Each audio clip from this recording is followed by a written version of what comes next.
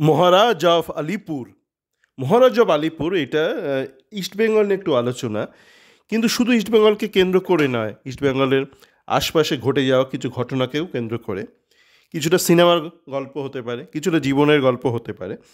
তো আমরা একটু আলোচনা করব যে মানুষ একটু স্বীকৃতি পাওয়ার জন্য, একটু একটু স্বীকৃতি পাওয়ার জন্য কতটা নিচে নামতে পারে, কতটা উল্টোপাল্টা কাজকর্ম করতে পারে। তো আমরা জানি যে ইস্টবেঙ্গলের পার্শ্ববর্তী একটা ক্লাবকে আলিপুরের বসবাসকারী এক ধনী ব্যবসায়ী কিনে নিয়েছেন। সেই ব্যবসায়ী বেশ কিছু বছর আগে একটা সরকারের একটা কোম্পানিকেও কিনে নিয়েছিলেন। তো তারপর উনি একই কাজ করেছেন, একটা একটা কমিউনিটি ক্লাবকে উনি কিনে নিয়েছেন। তো কিনে নিয়ে নেওয়ার পর ওনার এখন মনে হচ্ছে হয়তো উনি এখনও সেই স্বীকৃতিটা পাননি। তো সেই স্বীকৃতি পাওয়ার জন্য বিভিন্ন মানুষ বিভিন্ন নোংরা নোংরা কাজ করে, মানে ডেসপারেশন থেকে, যেটা মানুষ করে। যেমন ধরুন, এই একটা সেদিনকে একটা সিনেমা দেখলাম, একটা নেটফ্লিক্সে একটা বই দেখলাম, সিনেমা মহারাজ। ঠিক আছে, এবার সিনেমাটা আমি দেখতে দেখতে ভাবছিলাম যে সিনেমাটা কেন বানিয়েছে, মানে কি একটা মোটিভ কি থাকবে, মানে এই যে ঘটনাটাকে সেখানে দেখানো হয়েছে, সেই ঘটনাটা মানে আজকের দিনে তুলে ধরার পেছনে মোটিভটা কি হতে পারে। তো একটাই মোটিভ আমার আপাতত মনে হলো যে দেখুন, যে গুজরাটে যে গুজরাটি ব্যবসায়ীরা আছে, তাদের কাছে অনেক টাকা আছে, ঠিক আছে, তারা গোটা দেশে বড় বড় সব ব্যবসায়িক প্রতিষ্ঠানে তারা মালিক আজকের দিনে দাঁড়িয়ে। কিন্তু তাদের কাছে না ঠিক পেডিগ্রিটা নেই। দেখুন, গুজরাটিদের মধ্যে বেশ কিছু নেতা, জনপ্রিয় নেতা, স্বাধীনতার সময়, ভারতের স্বাধীনতার সময় বেরিয়েছিল। তারা ওই অহিংসা আন্দোলন নয়, হিংসা আন্দোলনের যে একটা একটা মুভমেন্ট ছিল, সেখান থেকে বেরিয়েছে। অহিংসা আন্দোলনে গুজরাটিদের কিছুটা অবদান অবশ্যই ছিল, কিন্তু খুব বেশি অবদান ছিল না। মোটামুটি অহিংসা আন্দোলনকারীদের মধ্যে থেকেই ছিল, যার মধ্যে অবশ্যই আমাদের যে ফাদার অফ দ্য নেশন উনি তো আছেনই, এবং আরও কিছু নেতা সেই সময় উঠে এসেছিল। মানে সমস্ত গুজরাটি মানে গুজরাটি নয়, মানে ওরকম ব্যাপারটা, মানে গুজরাটি মানেই খারাপ নয় ব্যাপারটা। কিন্তু যাই হোক, মানে ওদের কিন্তু সেই অর্থে বাঙালিদের মতন অতটা পেডিগ্রি নেই, মানে একটা একটা রিচ একটা হিস্ট্রি নেই, একটা কালচার নেই। যেটা লোভ তো সবার থাকতে পারে না। ধরুন আমি একটা ক্লাব কিনে নিয়েছি, ক্লাব কিনে আমি সাজিয়ে রেখেছি আলিপুরে, কিন্তু ইজ্জতটা আমি ঠিক পাচ্ছি না, ইজ্জতটা পাচ্ছি না। ওই ইজ্জত পাওয়ার জন্য একটু না হয় আমি একটু নিচে নামলাম। তো ব্যাপারটা হচ্ছে সেরকম একটা কিছু একটা মনে হচ্ছে ঘটেছে ওখানে।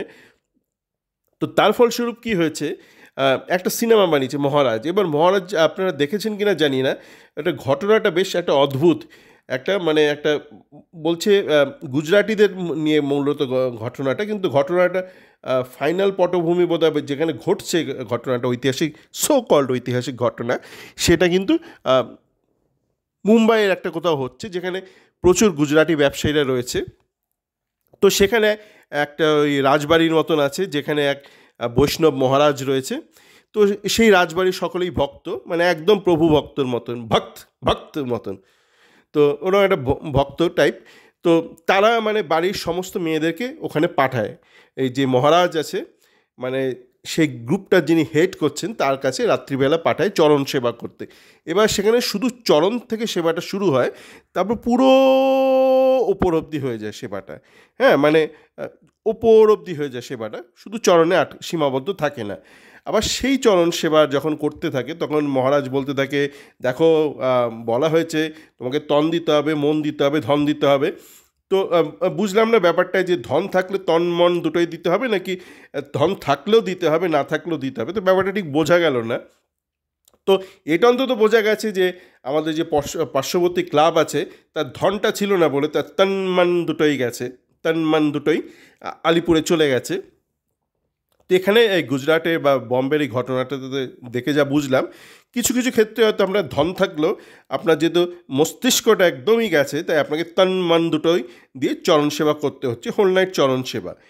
এবার দেখানো এখানে একটা অ্যাক্টিভিস্টকে দেখানো হচ্ছে, একটা সোশ্যাল রিফর্মার, তার নাম আমি কোনোদিন আগে জানতাম না। বোঝা যাচ্ছে যে একজনকে তৈরি করা হচ্ছে, মানে আমরা যেমন বাঙালিরা বলি না আমাদের তো বিদ্যাসাগর আছে, বিদ্যাসাগর যদিও একটু মুন্ডু টুন্ডু ভেঙে দিয়েছিল কিছু অশিক্ষিত লোকজন, কিন্তু আমাদের বিদ্যাসাগর আছে, আমাদের রামমোহন আছে, এখনও রামমোহনকে ভাঙেনি, কিন্তু আমাদের বিবেকানন্দ আছে, আমাদের রবীন্দ্রনাথ আছে, আমাদের নজরুল আছে, এরকম একাধিক পরপর লাইন বলে যেতে পারেন। কিন্তু ওদের কি বলবে, আমাদের এই ব্যবসায়ী আছে, ওই ব্যবসায়ী আছে, আর কিছু নেই। আমাদের একটু একটু ওই মানে স্বাধীনতার আমলে আমাদের ছিল, বাপুজি ছিল, আর একজন দু তিনজন তিনজন ছিল, কিন্তু তার আগে পরে কিচ্ছু নেই।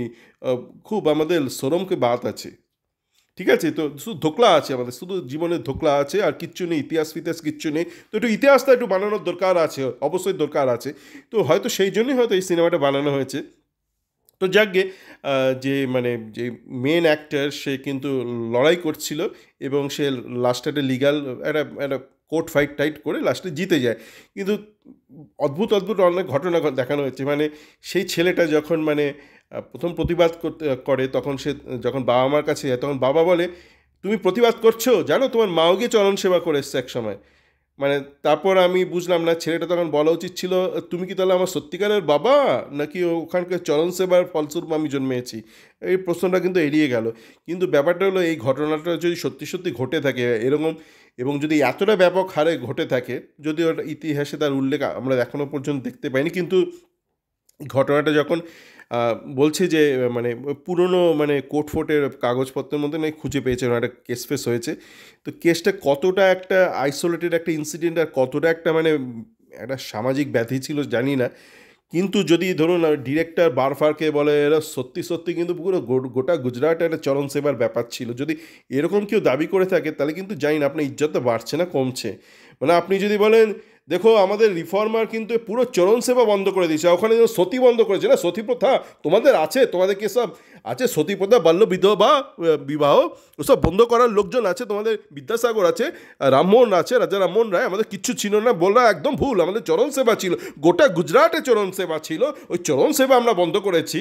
হ্যাঁ, তো জানি না এইটার জন্য পদ্মশ্রী পেতেও পেতে পারে, মানে মানে মরণোত্তর পদ্মশ্রী।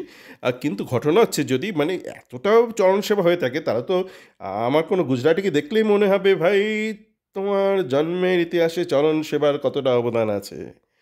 মানে ব্যাপারটা খুবই, কিন্তু মানে এখন প্রত্যেকটা গুজরাটিকে দেখে আপনার মনে হবে, তোমার জন্মের ইতিহাসটা একটু জানা যাবে, মানে ঠিক কোন ফ্যামিলিটিতে গিয়ে চরণ সেবার একটু অবদান আছে, ব্যাপারটা কিন্তু ওরকম হয়ে যায়। মানে ওই মানে আপনি যদি বেশি বার খেয়ে এটা ওটা বলতে থাকেন, মানে নিজের ইজ্জত বাড়াতে যান, তখন কিন্তু ইজ্জত উল্টে কমেও যেতে পারে। এই যেমন দেখুন, মানে একটু মানে স্বীকৃতি পাওয়ার জন্য, যেমন করে ইস্টবেঙ্গলের কোচরাও করছে, আহ, দেখছি অনেকে এদিক ওদিক নিন্দে করছে, প্রশ্ন করছে, তখন কি করছে, যে কোনো প্লেয়ারকে সই করাচ্ছে, তাকে দিয়ে বলাচ্ছে, দেখো এ কিন্তু শুধু সই করেছে আমার প্রজেক্টে খুশি হয়। মানে ব্যাপারটা হচ্ছে যে পৃথিবীর সমস্ত শ্রেষ্ঠ শ্রেষ্ঠ কোচ, হ্যাঁ, খোদ বার্সেলোনা কোচও যদি কাউকে চাইতো, সে যেত না, বলতো না না আমি ইস্টবেঙ্গলে জয়েন করবো, কারণ ইস্টবেঙ্গলের কোচের যে একটা প্রজেক্ট আছে, সেই প্রজেক্টটা আমাকে খুব আকৃষ্ট করেছে। তো এখন ব্যাপারটা এরকম চলছে ব্যাপারটা। আর এই শুধু এই কাজে কিন্তু অনেকেই মানে জড়িয়ে আছে। মানে ধরুন ইসমাইলের বিভিন্ন ফ্যান গ্রুপ আছে, যাদেরকে আপনাদের হয়তো মনে হতো বা এরা খুব বিশ্বস্ত, এরা কেউ কেউ এজেন্টের সঙ্গে কাজ করছে, কেউ কেউ আপনার ক্লাব কর্তাদের খুবই কাছের মানুষ, তো এরা অনেক ট্রান্সফারে খবর টবর দিচ্ছে, তো এরা হয়তো বেসিক্যালি ভালো মানুষ। কিন্তু এখন দেখা যাচ্ছে এরা কিন্তু প্রত্যেকেই প্রায় এই সব কাজের সঙ্গে জড়িত। এখন দেখবেন এরা কেউ বেরোলেই কোনো একটা প্লেয়ারের খবর একদিন বেরোক, মানে ঘোষণা হোক অফিসিয়ালি, তারপর 7 দিন ধরে তাকে নিয়ে পোস্টার বার করবে, কি কোচকে নিয়ে সারাক্ষণ এরা উলুধ্বনি দিতে থাকবে, এ তোমরা কে যাবে আজ রাত্রে, আজকে রাত্রে হওয়ার আসছে কোচ, এ তোমরা কে যাবে, চলো আমরা যাই, এরকম মানে বিভিন্ন একটা ব্যাপার চলছে। তো এইটা কিন্তু একটা টোটাল একটা সামাজিক সমস্যা। ব্যাপারটা একটু বোঝার চেষ্টা করুন, এই ব্যাপারটা কিন্তু শুধু স্পোর্টসে আবদ্ধ নেই, শুধু স্পোর্টসে আবদ্ধ নেই, এই ব্যাপারটা কিন্তু গোটা সমাজ ব্যবস্থার মধ্যে ঢুকে গেছে, রন্ধ্রে রন্ধ্রে ঢুকে গেছে। এই যে বললাম, একদিকে দেখুন একটা ক্লাব স্বীকৃতি পাওয়ার জন্য, আলিপুরে একটা ক্লাব, তাহলে যাই ঘোষণা করছে সেখানে বলে দিচ্ছে, ও ইস্টবেঙ্গল ওকে আগে চেয়েছিল, ইস্টবেঙ্গল ওকে আগে চেয়েছিল, ওকে পাইনি, তাই আমরা ওকে নিয়ে যাই, হে আমরা চ্যাম্পিয়ন। মানে যাই ঘোষণা, একটা কোথাকার একটা আরবির একটা র্যান্ডাম কোনো একটা অস্ট্রেলিয়ার কোনো একটা কে একটা জানি না কোনো একটা সেন্টার ব্যাক কাকে একটা নিয়ে তারপর বলে দিল, না না ইস্টবেঙ্গলে কে চেয়েছিল, মানে কোথাকার কোন কে ইউটিউবার জানি না কে কোথাকার কী কবে কী লিখেছিল, সেটা একটা ফিনশট দিয়ে বলে দিল ইস্টবেঙ্গল চেয়েছিল পাইনি, তাই আমরা নিয়ে এসেছি। মানে প্লেয়ারটার খ্যাতিটা বোঝানোর জন্য, প্লেয়ারটা কেমন বলতে পারছে না যে প্লেয়ারটা এই জিনিস অ্যাচিভ করেছে, বলতে হচ্ছে দেখো আমার একটা ইউটিউবার আছে না, একটা ইউটিউবার আছে থে হয় হ্যাঁ, ওই ইউটিউবার দাবি করেছিল ওকে কিন্তু ইস্টবেঙ্গল চেয়েছিল। সুতরাং কি ব্যাপারটা দাঁড়াচ্ছে, ও বহুত ভালো প্লেয়ার আছে, ও বহুত ভালো, ইস্টবেঙ্গল নিতে পারিনি, তাই আমরা নিয়েছি, হ্যাঁ আমরা সুপার জায়েন্ট ওকে তুলেছি। মানে ব্যাপারটা এরকমই দাঁড়ায়। এখন দেখুন মানে স্বীকৃতি পাচ্ছে না, মানে ইস্টবেঙ্গলের কোচও বুঝে গেছে যে অনেকে প্রশ্ন করছে, সবাই তো দারুণ কোচ দারুণ কোচ বলছে না, কেউ কেউ প্রশ্ন করছে, তাই এখন প্লেয়ারদেরকে দিয়ে বলাচ্ছে বিভিন্ন এইটা ওটা জায়গা দিয়ে মিডিয়াতে দিয়ে ইন্টারভিউ দেওয়াচ্ছে, যে সবাইকে দিয়ে বলাচ্ছে ওই দেখো কোচের হেভি প্রজেক্ট আছে, ওই প্রজেক্টের জন্য আমরা শুধু আসছি, মানে কেউ চাইলে যেতাম না। আমাদের যদি মানে বিদেশি কোনো ক্লাবও অফার দিত আমরা যেতাম না, মানে দেশীয়দের কথাও বলছি, মানে ধরুন একটা বাঙালি ছেলে বা একটা অবাঙালি ছেলে, তাকে হয়তো ধরুন বার্সেলোনা থেকে অফার দিল বা ম্যানচেস্টার ইউনাইটেড থেকে, তবুও সে যেত না। কেন যেত না? না, ইস্টবেঙ্গলের যে কোচ আছে কোয়াদ্রা, তার প্রজেক্টে তার হেভি মনে লেগেছে, সে যেত না, ঠিক আছে? তো ব্যাপারটা আপনি যদি একটু বোঝার চেষ্টা করেন, দেখবেন এই বিভিন্ন ক্ষেত্রে, সমাজের বিভিন্ন ক্ষেত্রে কিন্তু ব্যাপারটা ঢুকে গেছে, মানে ইজ্জত পাওয়ার জন্য মানে লোকজন এখন পুরো একটু একদম ডেসপারেট হয়ে গেছে। কারণ ডেসপারেট হতে গিয়ে ব্যাপারটা অনেক সময় এরকম হয়ে যায় যে চরণ সেবা লেগে যায়। এখন সুপার জায়েন্টেই দেখলাম ওদের অনেক ফ্যানরা এখন প্রশ্ন করছে, ভাই তোরা যাই ঘোষণা করছিস সেখানে ইস্টবেঙ্গলকে কেন ঢোকাচ্ছিস? আপনার যদি মস্তিষ্কে একটু স্বাভাবিকতা থাকে, আপনার মাথায় কিন্তু এই প্রশ্নটা আসতে বাধ্য। তোর যাই করছিস তার মধ্যে ইস্টবেঙ্গলকে কেন ঢোকাচ্ছিস? বলে ব্যারাকপুরে যেই ব্যারাকপুরে ইস্টবেঙ্গল খেলে গেল, ওই ব্যারাকপুরে আমরা ড্র করলাম। এরকম মানে যা বলছে তার মধ্যে ইস্টবেঙ্গলকে ঢুকিয়ে দিচ্ছে গরুর রচনার মতন। এরপর বলবে ও ইস্টবেঙ্গলকে আমরা কিনতে গেছিলাম, পারলাম না, তাই মোহনবাগানকে কিনে নিয়ে চলে এলাম।